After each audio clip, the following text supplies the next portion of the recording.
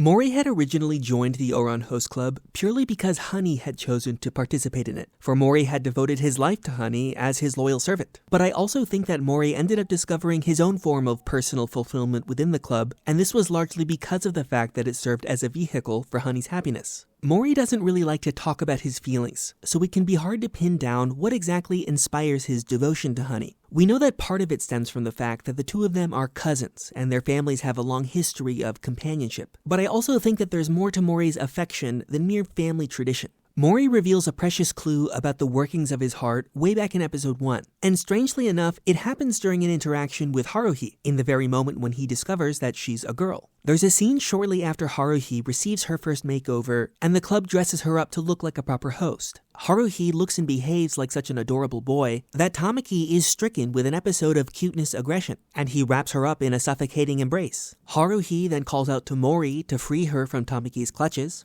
But when her words reach his ears, Mori is overcome by a powerful wave of emotion. His eyes open wide with instinctual resolve, and he races to Haruhi's aid. But then just as he frees her, a spell suddenly falls over him, for he too has become entranced by Haruhi's boyish cuteness. He finds himself hoisting her in the air like a baby, and he blushes as a few seconds of silence fall over them. That awkward blushing silence was actually the precise moment when Mori realized that Haruhi was in fact a girl. He could tell by the way that she felt in his arms. But it's important to keep in mind that he still believed that she was a strangely adorable boy when he instinctually raced to her aid and raised her up in the air like a little baby. Because as far as I'm concerned, that instinct is likewise the kernel of his connection to Honey. Mori is drawn to Honey out of a broader chivalrous instinct to protect adorable little babies. That impulse is the defining feature of his personality, and though it has attached itself to Honey, Haruhi momentarily diverted that instinct when she called out to Mori under the guise of a helpless boyish host.